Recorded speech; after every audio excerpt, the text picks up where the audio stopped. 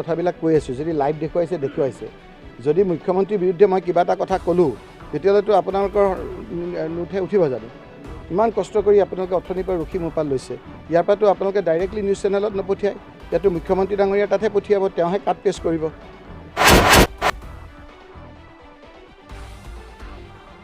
হিমন্ত বিশ্ব শৰ্মা ডাঙৰীয়াৰ প্ৰতি মানুহৰ ক্ষোভ, আৰু এই ক্ষোভৰ কাৰণে হিমন্ত বিশ্ব শৰ্মা ডাঙৰীয়াই নিজৰ চিম্বল লৈ ৰাইজৰ ওচৰলৈ যাবলৈ সাহস কৰা নাই।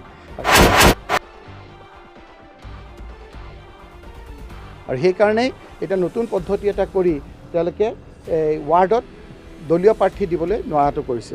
মই দেখা নাই পৃথিৱীত যে কোনোবা দল এটা শাসনত থকা অৱস্থাত তেওঁ নিজেই নিজৰ পাৰ্টীৰ চিম্বলটো লৈ যাবলৈ সাহস নগতায়। হিমন্ত বিশ্ব শৰ্মাই ইমান অত্যাচাৰ কৰিছে, কাৰোবাৰ ঘৰ ভাঙিছে, কাৰোবাৰ আপোনাৰ গুলিয়াই মাৰিছে। আজি আপোনাৰ মৰাণ মানুহখিনিৰ মনবিলাক বেয়া, মটক মানুহখিনিৰ মনবিলাক বেয়া, আহোম মানুহখিনিৰ মনবিলাক বেয়া, 6 জনগোষ্ঠীক আপোনাৰ জনজাতি কৰিম বুলি কৈ নকৰিলে, আমাৰ টি গাৰ্ডেনক 351 টকা দৈনিক হাজিৰা দিম বুলি কৈ নিদিলে। এই ক্ষোভৰ বহিঃপ্ৰকাশ কিজানি পঞ্চায়তত দেখা পাব।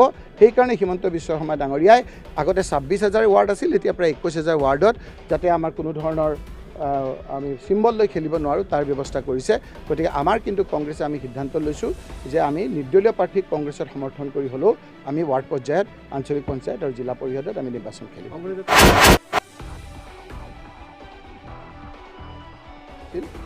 আৰু সেই সভাই কেতবোৰ নিয়ম বান্ধি জিলা পৰ্যায়ত আমি আঞ্চলিক পঞ্চায়ত, ৱাৰ্ড মেম্বাৰ আৰু জিলা পৰিষদত কেনেদৰে প্ৰাৰ্থিত্ব নিৰ্বাচন হ'ব লাগে সেই ক্ষেত্ৰত এটা প্ৰক্ৰিয়া আৰম্ভ কৰিছিল। সেই প্ৰক্ৰিয়াৰ মাজেৰে আজি আমি বিভিন্ন জিলাৰ পলিটিকেল এফেয়াৰ্ছ কমিটি বহিছিল। ৰাতিপুৱা মই আপোনালোকে দেখিছে যে মই মোৰ এলেকাৰ মানে মোৰ সাংসদীয় সমষ্টিৰ গোৱালপাৰাত মই উপস্থিত আছিলোঁ, আৰু গোৱালপাৰাত উপস্থিত থাকি তাত মই কৈ আহিছিলোঁ যে যিহেতু মই এজন সাংসদ, গতিকে মোৰ সমষ্টিৰে বিভিন্নজনে কাম কৰিছে। এতিয়া 4-5জনে কাম কৰিছে, এপ্লাই কৰিছে, বহুতে কাম কৰিছে, আমি প্ৰাৰ্থী দিব লাগিব এজন, এপ্লাই কৰিছে 4-5জন। গতিকে মই নিজেই এইটোত অংশীদাৰ হ'ব খোজা নাই, আপোনালোকে কমিটিয়ে যিটো সিদ্ধান্ত ল'ব সেইটোতে মই একমত। ঠিক একেদৰে মই বৰপেটাতো আহিলোঁ, আহি কৈছোঁ যে মোৰ চেঙা আৰু বনদিয়া সেই সমষ্টিত বিভিন্নজনে আপোনাৰ প্ৰাৰ্থিত্ব বিচাৰিছে। গতিকে এই ক্ষেত্ৰত সদনে যিটো সিদ্ধান্ত লয় সিদ্ধান্ত মই আখৰে আখৰে পালন কৰিম, সেই কথাটো মই কৈছোঁ। কেৱল মই এটা কথা কৈছোঁ যে যিসকলে কংগ্ৰেছ দলত কাম কৰিছিল, যিসকলে ইলেকশ্যনৰ সময়তো কংগ্ৰেছ দলত অংশগ্ৰহণ কৰিছিল, সেই সকলো আমাৰ কংগ্ৰেছ কৰ্মী। তেওঁলোকৰ প্ৰচেষ্টাতে আমি বিভিন্ন জনে কাম কৰি এটা ৰেকৰ্ড সংখ্যক ভোটত ধুবুৰীত আমি লোকসভাত জিকিছোঁ। গতিকে সেই লোকসকলে এতিয়া আপোনাৰ প্ৰাৰ্থিত্ব বিচাৰিছে, সেই লোকসকলে প্ৰাধান্য পাব লাগে, আৰু সেই লোকসকলে পালে আমাৰ কোনো আপত্তি নাই। সেই ক্ষেত্ৰত মই নিজৰ মতামতটো দি, যিহেতু মই আৰু অন্যান্য মোৰ মিটিং আছে, আমাৰ সভাই যিটো সিদ্ধান্ত লয় সিদ্ধান্ত দিয়াৰ কাৰণে মই আপোনাৰ কমিটিত মোৰ মতামত দি মই আপোনাৰ এতিয়া যাব ওলাইছোঁ।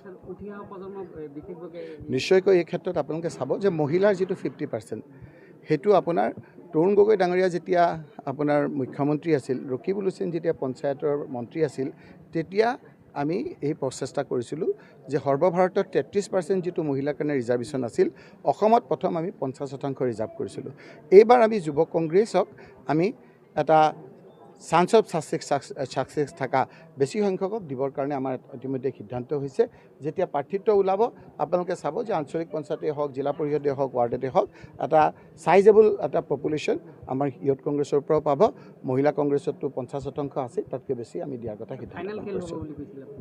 এইটোতো ফাইনেল। আচলতে আমি এইটো হিমন্ত বিশ্ব শৰ্মা ডাঙৰীয়াৰ প্ৰতি মানুহৰ ক্ষোভ, আৰু এই ক্ষোভৰ কাৰণে হিমন্ত বিশ্ব শৰ্মা ডাঙৰীয়াই নিজৰ চিম্বল লৈ ৰাইজৰ ওচৰলৈ যাবলৈ সাহস কৰা নাই।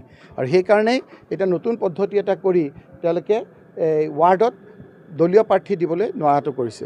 মই দেখা নাই পৃথিৱীত যে কোনোবা দল এটা শাসনত থকা অৱস্থাত তেওঁ নিজেই নিজৰ পাৰ্টীৰ চিম্বলটো লৈ যাবলৈ সাহস নগতায়। হিমন্ত বিশ্ব শৰ্মাই ইমান অত্যাচাৰ কৰিছে, কাৰোবাৰ ঘৰ ভাঙিছে, কাৰোবাৰ আপোনাৰ গুলিয়াই মাৰিছে। আজি আপোনাৰ মৰাণ মানুহখিনিৰ মনবিলাক বেয়া, মটক মানুহখিনিৰ মনবিলাক বেয়া, আহোম মানুহখিনিৰ মনবিলাক বেয়া, 6 জনগোষ্ঠীক আপোনাৰ জনজাতি কৰিম বুলি কৈ নকৰিলে, আমাৰ টি গাৰ্ডেনক 351 টকা দৈনিক হাজিৰা দিম বুলি কৈ নিদিলে। এই ক্ষোভৰ বহিঃপ্ৰকাশ কিজানি পঞ্চায়তত দেখা পাব। সেইকাৰণে হিমন্ত বিশ্ব শৰ্মা ডাঙৰীয়াই আগতে 26,000 ৱাৰ্ড আছিল, এতিয়া প্ৰায় 21,000 ৱাৰ্ডত যাতে আমাৰ কোনো ধৰণৰ আমি চিম্বল লৈ খেলিব নোৱাৰোঁ তাৰ ব্যৱস্থা কৰিছে গতিকে আমাৰ কিন্তু কংগ্ৰেছে আমি সিদ্ধান্ত লৈছোঁ যে আমি নিৰ্দলীয় প্ৰাৰ্থীক কংগ্ৰেছত সমৰ্থন কৰি হ'লেও আমি ৱাৰ্ড পৰ্যায়ত আঞ্চলিক পঞ্চায়ত আৰু জিলা পৰিষদত আমি নিৰ্বাচন খেলিম কংগ্ৰেছৰ ওপৰত আকৃষ্ট বাঢ়িছে নেকি যিহেতু দেখা গৈছে আৰু হেডলাইনত আহিছে ৰাজীৱ ভৱনত মাৰপিট টিকটৰ কাৰণে ডাঙৰ পৰিয়ালততো অলপ মনোমালিন্য থাকিবই যদি দুটা এজন পৰিয়াল থাকে এতিয়া হিমন্ত বিশ্ব শৰ্মা ডাঙৰীয়াই ক'ৰ পৰা মাৰপিটটো কৰিব আপুনি কৰাৰ লগে লগে আপোনাক ৰঙা চকু দেখুৱাব আপুনিতো এতিয়া মই যে ইয়াত কথাবিলাক কৈ আছোঁ যদি লাইভ দেখুৱাইছে যদি মুখ্যমন্ত্ৰীৰ বিৰুদ্ধে মই কিবা এটা কথা ক'লোঁ তেতিয়াহ'লেতো আপোনালোকৰ নুঠে উঠিব জানো ইমান কষ্ট কৰি আপোনালোকে অথনিৰ পৰা ৰখি মোৰ পৰা লৈছে ইয়াৰ পৰাতো আপোনালোকে ডাইৰেক্টলি নিউজ চেনেলত নপঠিয়ায় ইয়াতো মুখ্যমন্ত্ৰী ডাঙৰীয়া তাতহে পঠিয়াব তেওঁহে কাট পেষ্ট কৰিব গতিকে যিটো চেপি ৰাজত্ব কৰিছে ৰাইজে তাৰ পৰা পৰিত্ৰাণ বিচাৰি এটা উশাহ নিশাহ দিব বিচাৰিছে ধন্যবাদ